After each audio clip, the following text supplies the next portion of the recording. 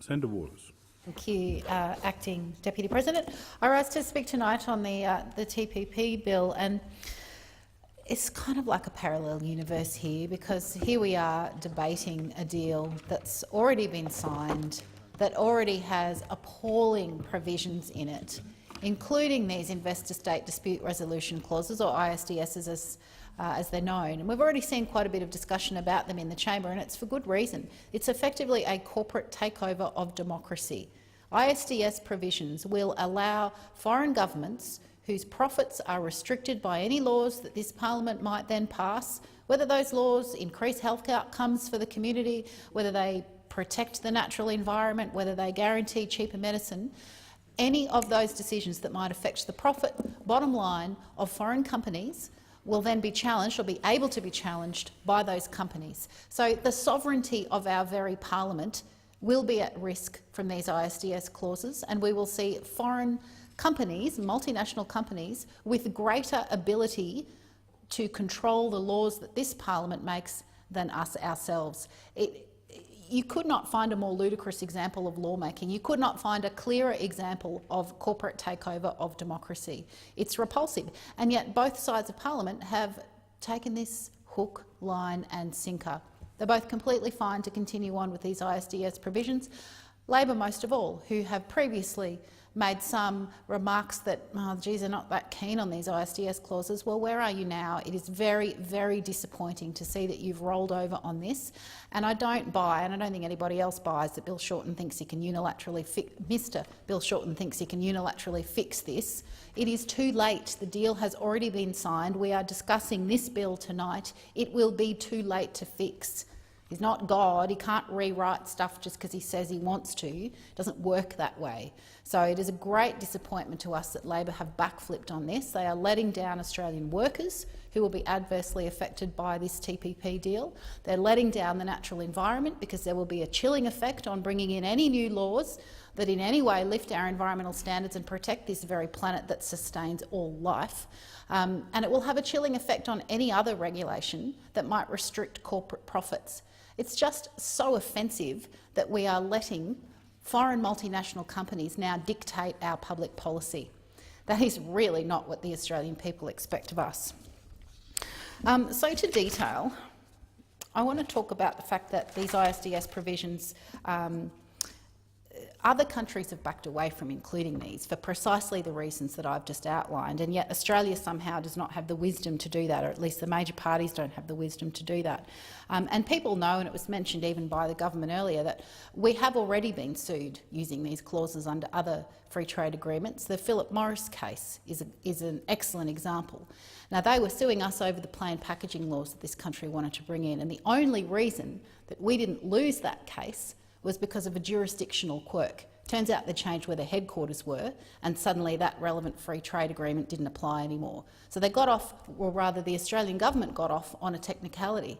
But it doesn't change the fact that we were being sued by a cigarette company for trying to restrict them advertising to kill more customers. And we would have lost were it not for some quirk of them changing where their headquarters were based.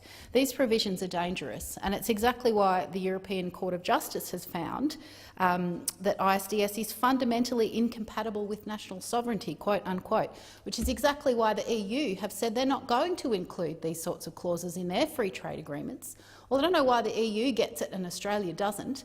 What's so confusing about the fact that we should be in charge of the laws that we make for the good of our citizens, not foreign multinationals and their profit bottom lines? I don't find it confusing at all. And, you know, I am a lawyer, but I don't have great expertise in this area, but it's pretty clear to me that that is a dodgy deal for Australians. Now, I talked a little bit about the labour market testing, and my concern is that this TPP 11 will simply override any sort of local labour market testing that we might otherwise like to have.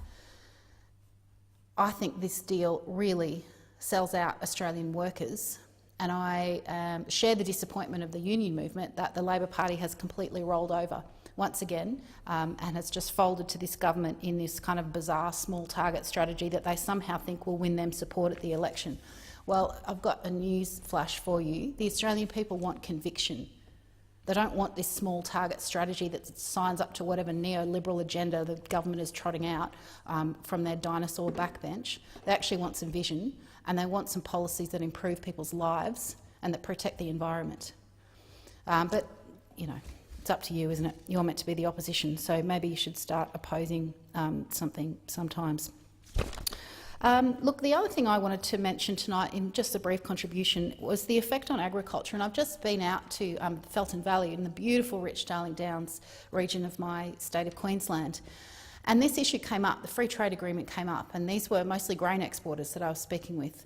And they were concerned about the impacts of the free trade agreement, and they were concerned that their bottom lines, which are already being hit hard, might be further restricted. And they've got very good cause for that concern. So I want to mention some statistics that come from some modelling that was actually commissioned by folk that that the government would perhaps normally listen to. It includes the Minerals Council and the Business Council and the Australian Chamber of Commerce and Industry. So some of the larger businesses that, as I say, this government might normally take its marching orders from, and that modelling has found that in fact agriculture stands to make zero gains in exports under the TPP-11. Our grain exports would not change at all, and all other agriculture could actually decline. Now, how is this meant to be a good deal for our farmers? What are the National Party doing about that, Mr Acting Deputy President, through you and to you? Not much by the sounds. Manufacturing will shrink by 2% under the TPP-11. Any increased exports would be completely offset by increased imports. And in fact, there will be less than 0.5% of GDP added in a decade's time as a result of this deal. So that's about 1.5 days' worth of income to the Australian economy after a decade. And on wages, after a decade, again, they would only grow by a minuscule amount of 0.46%, or about $10 a year in 2030. I don't know who's benefiting from this deal, but it's certainly not Australian workers, it's not agriculture, it's not the environment, and it's not the sovereignty of this parliament to make decisions about the future of our country and our citizens. So why has the Labor Party agreed just to follow on the coattails of the government on this one? And why do they think that people will buy the lie that they can fix it after it's already been signed? How thick do they think we are? This is a dodgy deal, and I stand by the comments of our spokesperson on this issue, Senator Sarah Hanson-Young, who spoke very impassioned on this topic earlier. It's a dodgy deal. It benefits no one except foreign corporations and big business. There's very same groups of folk that make generous donations to both major parties, and in fact also to the National Party. So one wonders if that's why we're in this position. This is a deal that benefits big business. Big business then go on to contribute generously to the re-election coffers of the other political parties in this joint, and hey presto, they're all happy, everyone wins, except you, dear public.